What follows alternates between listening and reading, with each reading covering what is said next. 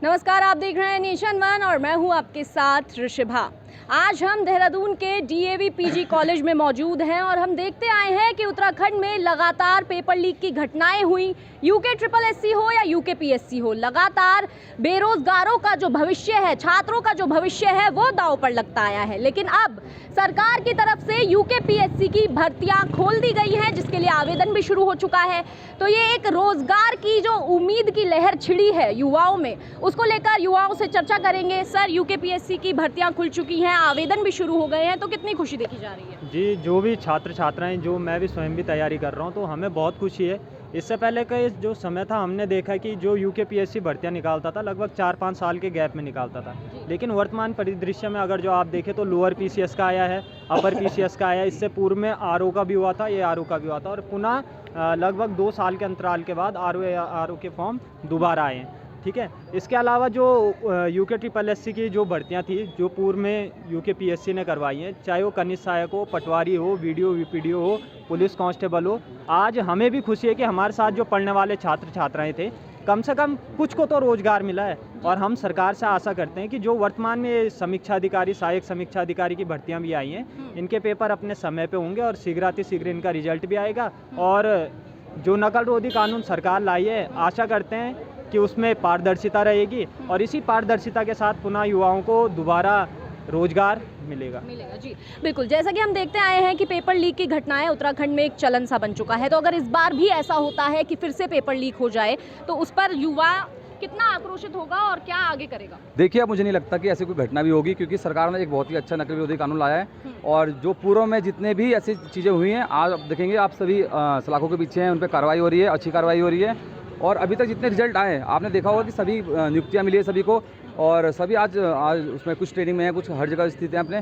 और मुझे नहीं लगता कि दोबारा ऐसी दिक्कतें आएंगी, क्योंकि जितना सख्त कानून है, ये इसका प्रभाव आने वाली भर्तियों पे भी होगा, आने वाले रिजल्टों पे भी होगा, और बहुत चीज़ें ऐसे सुधरेंगी जिससे युवाओं को मौका मिलेगा और एक पारदर्शिता के साथ पेपर होंगे और जांच भी होगी उसकी। नकल रोधी कानून की बात करें तो युवा देख रहे हैं हम कि युवाओं को काफ़ी भरोसा है इस कानून पर। लेकिन अगर हम थोड़ा इतिहास पर नज़र डालें तो पहला जो केस दर्ज किया गया था वो छात्र पर ही किया गया था, जब ये नकल विरोधी कानून आया था। तो उसको लेकर अगर फिर से ऐसी घटना सामने आती है तो छात्र संघ क्या करेगा या फिर? देखिए, पहली बात तो कोई छात्र नहीं रहा होगा, फिर वो या तो एक बहरूपिया रहा होगा। देखिए, क्योंकि कोई भी छात्र किसी छात्र का भविष्य नहीं खाता, अपनी मेहनत से आगे बढ़ते हैं, अपनी मेहनत करते हैं। देखिए, अगर ऐसा कुछ घटना आएगी तो छात्र संघ भी इस पर आगे आएगा और इसका पूर्ण रूप से विरोध करेगा। परंतु मुझे अपने सरकार पे अपने भरोसा है, पूर्ण रूप से भरोसा है कि जिस प्रकार का ऐसे कानून लाया गया है, बहुत ही सख्ती से कार्रवाई होगी। और जो अब पेपर होने वाले हैं और जो भी होगा, इसमें ना कोई, मुझे नहीं लगता कि कोई इसमें लीक होगा, और जो भी पेपर होंगे अच्छे से होंगे और इसकी अच्छा रिजल्ट रहेगा।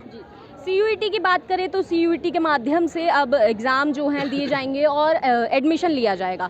तो इस पर जो छात्र हैं वो उनके सीयूईटी के पक्ष में है या विपक्ष में है? छात्रों की नज़रों में ये एग्ज़ाम सही है, इस तरीके से एडमिशन करना सही है या गलत है? मेरे हिसाब से गलत है, क्योंकि अगर मतलब एक बच्चा है, वो पहले बोर्ड का प्रेशर ले रहा है, बोर्ड एग्जाम्स के लिए अपना तैयारी कर रहा है, और उसी के जस्ट बाद वो फिर सीयूईटी के लिए भी प्रेशर झेल रहा है। तो ऐसे में बच्चा सिर्फ पढ़ाई हो रही है। और मतलब कि इतना ज़्यादा कंपटीशन है, इतना ज़्यादा बच्चा, आई डोंट थिंक सो कि इतना सब कुछ वो फेस कर पाएगा। तो इसीलिए सिर्फ इतना है कि नॉर्मल जो बोर्ड एग्जाम्स है उसी बेसिस में हमारी मेरिट लगे और उसी बेसिस में आगे एडमिशन हो। जैसा कि हमने देखा कि मानसिक दबाव जो है वो बच्चों पर पड़ सकता है, इसी को लेकर। साथ ही अगर बात करें बेरोजगार संघ के अध्यक्ष बॉबी पवार, वो लगातार जो हैं वो युवाओं के भविष्य के लिए लड़ रहे हैं, धरना दे रही हैं। ऐसे में ये भी बात निकल कर सामने आई, जिन बच्चों ने धरना दिया, जिन्होंने एग्ज़ाम नहीं दिया, उनको प्राथमिकता दी जाएगी, और जो नए बच्चे हैं जो एग्ज़ाम देंगे उनको प्राथमिकता शायद ना दी जाए, ऐसी मांग कर रहे हैं बेरोजगार संघ के लोग। तो आप उसको क्या कहेंगे? देखिए, ऐसा सभी छात्र एक बराबर होने चाहिए। ऐसे बहुत से कि छात्रों को भी मौका नहीं मिल पाया होगा। देखिए, जो चीज़ नए सिरे से शुरू हो रही है, आप उसको नए सिरे से शुरू करिए। धरने में बैठे थे, ठीक है, आप जो उसका देखिए रिजल्ट अच्छा आया है, ठीक है, आपने धरना बैठा है, बच्चे बैठे, परंतु अब जो चीज़ नहीं आ रही है, आप और जो बच्चे तैयारी कर रहे हैं एक हिसाब से उनके साथ नाइंसाफ़ी है। फिर वो अब किस प्रकार से फिर आपने फिर एक डिवाइड कर दिया उनको अलग अलग। देखिए, जो भी फैसला आया है, जो भी भर्ती होंगी, सबको एक उसमें करी रखिए, कैटेगरी में रखिए, एक पेपर दिलवाइए, उसमें पेपर जो बच्चा बेस्ट होगा वो निकलेगा आगे।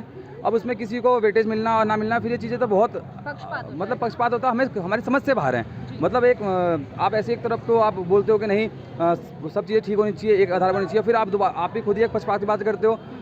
कहीं ना कहीं ये चीज़ें उनको भी सोचनी चाहिए। हर चीज़ की मांग करना मुझे नहीं लगता कि उचित है। और हमारा संविधान आर्टिकल 14 वैसे इक्वालिटी की बात करता है, तो मेरे हिसाब से तो चीज़ें बिल्कुल इक्वालिटी में होनी चाहिए। बिल्कुल, जैसा कि हम देख रहे हैं पिछले 10 साल से भाजपा की ही सरकार उत्तराखंड में है और जो ये घोटाले भी होते आ रहे हैं, तो कहीं ना कहीं ये माना जा रहा है कि जो युवा है उसकी नाराज़गी कहीं ना कहीं सीएम धामी से है, भाजपा सरकार से है। तो आने वाले लोकसभा चुनाव में जो युवा वोट जाएगा वो किसको जाएगा, भाजपा को जाएगा या कांग्रेस को जाएगा? मेरे हिसाब से कांग्रेस। क्यों? क्योंकि भाजपा सरकार के जो ये चला तो उसमें मतलब एक से एक धांधलेबाजी हुई, पेपर्स हमारे लीक हुए, जो युवा था वो पूरा सड़कों पे उतरा था, रोज़गार बच्चों को मिला नहीं। और मतलब कि हमारे स्टेट में भी अब जो परीक्षाएं हैं अलग समर्थ पोर्टल खोल दिए गए हैं, तो अब पढ़ाई जो हमारी यूनिवर्सिटी की भी जो पढ़ाई थी उसमें भी कहीं ना कहीं बिजनेस चल चुका है मेरे हिसाब से। तो कांग्रेस आपके हिसाब से? देखिए, भाजपा हो चाहे कांग्रेस हो, आपने कहा 10 साल, पहले मैं बताऊँ 10 साल नहीं हुए, एक समय कम हुआ है, और जो कुछ होने वाला है लगभग, इसमें तो हुए नहीं अभी ना। उससे देखिए ठीक है, पेपर लीक हुए, परंतु भाजपा सरकार ही वो एक सख्त कानून ले गई, भाजपा सरकार ने ही कार्रवाई कराई, भाजपा सरकार के कुछ जो नेता मंत्री थे उन पर कार्रवाई हुई, वही जेल गए। देखिए उम्मीद है हमें जो बेहतर है, जिन्हें बेहतर कार्य किया है वो आगे आएगा। युवा हो जाता, अगर पहले ही स्ट्रिक्टली वो चीज़ें हो जाती तो शायद ना पेपर लीक हो पाता और ना ही इतनी चीज़ें आगे बढ़ती। ठीक है, आपने कहा पहले हो जाता, ठीक है, आप पहले हो जाता, जब उसके बाद आया तो कार्रवाई तो की है, खाली तो बैठे नहीं है। सीबीआई जांच की मांग की गई थी लेकिन सीबीआई जांच नहीं कराई गई है। देखिए, सीबीआई जांच एक बहुत लंबा प्रोसेस होता है। सीबीआई जांच करना यानी कि आप सोचिए कि कितने बच्चों का भविष्य फिर खतरे में डलता है, जो आगे तैयारी कर रहे हैं वो लगाइए, फिर वो कितना आपने बात करी मेंटली प्रेशर की, आप देखिए ना खुद ही कि वो बच्चे कितना मेंटली प्रेशर में जाएंगे, इनका भी काम नहीं हो पाएगा, जो किसी तैयारी नहीं कर पाएंगे। ठीक है, रिजल्ट अच्छा आया, सीबीआई जांच की बात रहती है, अगर कुछ वैसा लगता है गवर्नमेंट करवाती है उसमें, ठीक है। अभी जो रिजल्ट आया आपको देखिए, अगर आपको फिर दोबारा कहीं लगता है आप बताइएगा, उसमें जो उसमें होगा करेंगे उसे। आप किसको वोट, आपका वोट किसको जाएगा? लोकसभा चुनाव आने वाला है, 2024 में जो है लोकसभा चुनाव करा दिए जाएंगे अप्रैल मई के महीने में, तो आपका वोट या आप किसके समर्थन में, भाजपा के समर्थन में या कांग्रेस के समर्थन में? मैम, मैं भाजपा के समर्थन में रहूँगा। कांग्रेस के समर्थन में ना रहने का कारण ये, कांग्रेस को शायद एक जन सरोकारों के मुद्दे उठाने के लिए, चाहे प्रदेश हो चाहे केंद्र हो, एक बहुत लंबा समय मिला है। ठीक है, आपने विकास किया होगा और किया है, मैं उसे नकारता नहीं हूँ कि हाँ कांग्रेस ने विकास किया है। क्या विकास किया? कांग्रेस के समय में एम्स आया, बहुत सी चीज़ें आई होंगी, लेकिन जितना समय कांग्रेस को मिला है, क्या उसने भारत के नवनिर्माण के लिए उतना समय लगाया है? क्या उतनी पारदर्शिता से किया है? 2G 3G घोटाले तो कांग्रेस के समय में भी आए हैं, है ना, घोटाले बड़े बड़े कांग्रेस के समय में भी आए, और वो हैं अभी जेल में, वो लोग, उन पर मुकदमा चल रहा है, कार्रवाइयाँ चल रही हैं। बीजेपी के शासन में अगर जो देखें तो बीजेपी केवल एक रिमोट सरकार नहीं है। अगर जो मैं कांग्रेस की बात करूँ, उस टाइम पे शायद हमारे जो माननीय प्रधानमंत्री थे, भूतपूर्व प्रधानमंत्री, वो एक रिमोट सरकार चला रहे थे, सोनिया गांधी जी ऊपर से एक रिमोट सरकार चला रही थी। वर्तमान में ऐसा परिदृश्य नहीं देखने को मिलता है। इसका जो रिजल्ट है, इसी का परिणाम है कि 370 धारा हटी है, ठीक है ना। इसरो आज इतना बढ़ रहा है, क्यों बढ़ रहा है? इसी कारण से तो बढ़ रहा है कि एक उन्हें मोटिवेट किया जा रहा है, एक प्रोत्साहित किया जा रहा है, इस कारण से इसरो नए नए आयाम रच रहा है। साथ ही अगर जो देखें तो अटल आयुष्मान योजना, एक गरीब व्यक्ति जो बड़े हॉस्पिटल में इलाज नहीं करा पाता, सबसे अच्छी योजना लगी मुझे, है ना। आयुष्मान गोल्डन कार्ड योजना सबसे अच्छी योजना लगी, 5 लाख तक का उसमें मिल रहा है, तो गरीब व्यक्ति भी अपना इलाज करा पा रहे हैं, है ना। तो ये सारी मैं मानता हूँ कि बीजेपी बड़ी अंत्योदय व्यक्ति वाली योजनाएं लेके आ रखी है। जैसे कि देहरादून को, उत्तराखंड की राजधानी देहरादून को स्मार्ट सिटी बनाने की बात चल रही है, तो अगर हम स्मार्टनेस देखें सिटी की, तो वो सड़कों पर झलक आती है। आप लोग युवा हैं, छात्र हैं, आप रोज़ कॉलेज जाते हैं, घर आते हैं, सड़कों पर उतरते हैं, तो आप देखते हैं कि किस तरह से खड्डे जो हैं वो खुदे हुए हैं, पानी भरा हुआ है, डेंगू उसकी वजह से फैल जाता है, कई तरीके की दिक्कत अगर देखा जाए तो ट्रैफिक जाम हो जाता है। तो उसको लेकर क्या कहें? आप ही ने बोला अभी कि मैं भाजपा सरकार के बिल्कुल पक्ष में हूँ, तो मोदी सरकार का था विकास का, तो वो विकास तो हमें कहीं दिख नहीं रहा है। कांग्रेस आई, बिल्कुल आपने सही बोला, हम लोग मनरेगा लेकर आए, सड़कों का हमने किया। जब चीज़ें समय पे रहेंगी तो समय समय पर चीज़ें होती रहेंगी, यही चीज़ मैं आपको बोलना चाहूँगी। जब तक हमारी सरकार थी, मतलब जब तक कांग्रेस सरकार थी, तब तक हम लोगों ने भी कार्य करा, हम लोगों ने कार्य करा। अब आपके समय में भी मैनिफेस्टो में सब चीज़ें आप थी। क्या कहेंगे? देखिए, स्मार्ट सिटी के नाम पे जो अभी कार्य हो रहा है, कहीं ना कहीं इसमें देरी है और लापरवाही है। इस पर जो विभाग है जो इसके प्रति वो है, उस पर थोड़ा उनको सख्ती करनी चाहिए और जल्द से जल्द इसका समाधान करना चाहिए और जल्द से जल्द इसको चीज़ें पूरी करनी चाहिए। लोकसभा चुनाव जो है वो निकट है, अगले साल लोकसभा चुनाव लड़े जाएंगे, तो ऐसे में भाजपा को आप देख रहे हैं अगली सरकार के रूप में, या फिर इस बार कांग्रेस अपनी क्या पता बाजी मार ले? देखिए, मैं तो लोकतंत्र की उम्मीद को अपनी आंखों से देखना चाहता हूँ। कुछ ऐसी नई आशा की किरण की मात्र 5 सीटें, मात्र इसलिए कहना पड़ रहा है क्योंकि 545 सीटें हैं और इस राज्य में 5 सीटों का होने का सीधा कारण है कि केंद्र में जो भी सरकार होगी, चाहे वो भाजपा की हो चाहे कांग्रेस की, उतना एंटरटेन नहीं करेगी जितना अन्य राज्यों को करेगी। उदाहरण के लिए उत्तर प्रदेश, पश्चिम बंगाल, बिहार। तो बड़े राज्यों के चक्कर में हम लोग कहीं ना कहीं पीछे बैठ जाते हैं, मगर फिर भी लोकतांत्रिक होने के नज़रिए से भाजपा और कांग्रेस से परे हम ये उम्मीद करते हैं कि परिवर्तन आना चाहिए। परिवर्तन आना चाहिए, इसका मतलब ये नहीं कि हम ये कह रहे हैं कि 5 सीटों पर कांग्रेस आ जाए या 5 सीटों पर पुनः भाजपा आ जाए। एक ऐसा होना चाहिए कि 3 सीट एक पार्टी के पक्ष में हो, 2 सीट एक पार्टी के पक्ष में हो। तो democratic balance which is must for the developmental aspect. The discussions and argument are vanished in the house of democracies, whether it is state legislative और पार्लियामेंट, है ना, क्योंकि वहाँ दोनों ही मेजॉरिटी है। तो बैलेंस्ड अप्रोच जो मिसिंग है, जो लंबे समय से मिसिंग है, 10 सालों से लगभग मैं कह सकता हूँ, तो डेमोक्रेसी के पक्ष में हम लोग देखना चाहते हैं। और बहुत ही अच्छा होगा यदि मेहनत करते हुए लोग जो स्टेट के अपने जो राज्य के अपने बासिंदे हैं, जैसे हम लोग उम्मीद की किरण सामाजिक होने के नाते कह सकते हैं कि क्या पता कभी पार्टी उपरांत बड़ी हो जाए या कोई राष्ट्रीय पार्टी आ करके यहाँ लोकतंत्र में अपना योगदान दे।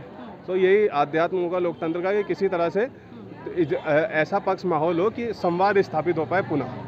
तो ये हम देख रहे हैं। सर्वे की देखें तो धीरे धीरे जो रुझान है लोगों का वो राहुल गांधी की तरफ बढ़ता जा रहा है भारत जोड़ो यात्रा के बाद से, लेकिन वहीं दूसरी तरफ पीएम मोदी का विश्व में डंका बज रहा है क्योंकि हाल ही में G20 समिट कराया है। तो उसको लेकर आप क्या कहेंगे, क्योंकि ये देश में पहली बार ऐसा हुआ है कि G20 समिट का आयोजन भारत में कराया गया। दी, मैं बहुत बहुत धन्यवाद देता हूँ कि पत्रकार मुझसे सवाल पूछ रहा है, क्योंकि पत्रकारों के सवाल से डरते हुए नरेंद्र मोदी ने समिट से ये बात ऐलान किया कि पत्रकार बाहर जा सकते हैं। ये सभी ने देखा जी, है ना।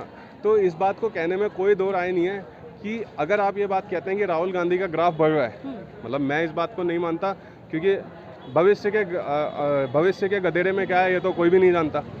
तो नरेंद्र मोदी, जिन्हें इवेंट मैनेजर, मार्केटिंग मैनेजर कहा जाता है, मतलब मार्केटिंग की MBAs BBAs की स्टडीज़ में जब सर्विस मार्केटिंग पढ़ाया जाता है, जब तो नरेंद्र मोदी को पढ़ाया जाता है। Father of marketing Philip Kotler का अवार्ड, यदि अभी फिलिप कॉटलर जिंदा है, फादर ऑफ मार्केटिंग, और वो जीवित एक ही आदमी को अवार्ड मिला पूरे दुनिया के अंदर, वो है नरेंद्र मोदी।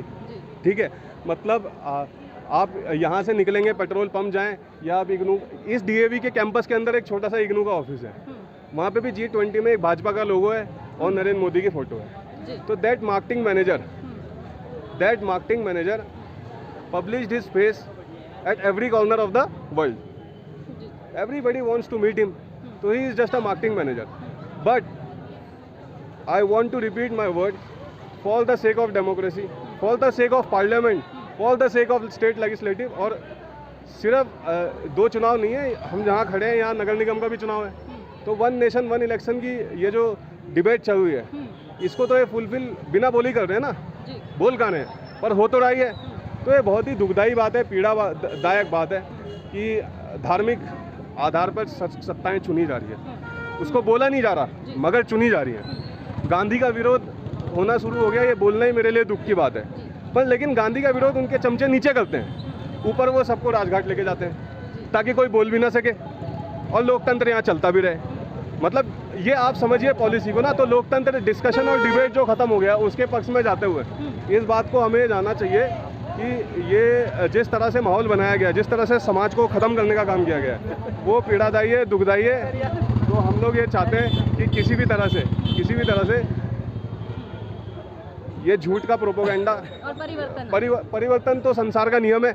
ये जो चाहते हैं कि हम परिवर्तन ना हो, सत्ता चाहती है परिवर्तन ना हो, हमेशा चाहेगी किसी की भी सत्ता हो, लेकिन जनहित के लिए तो परिवर्तन आवश्यक है। ये तो इतना ही आवश्यक है जितना शरीर में घूमता हो रहा है। चलिए, तो ये थे हमारे साथ DAV के कुछ छात्र जिनसे हमने चर्चा करी पेपर लीक को लेकर, देहरादून स्मार्ट सिटी को लेकर और तमाम बड़े मुद्दों पर चर्चा करी। फिलहाल के लिए इतना ही। देश और दुनिया की तमाम बड़ी खबरों के लिए बने रहिए हमारे साथ। मैं ऋषिभा, कैमरा पर्सन जय ओब्रॉय के साथ।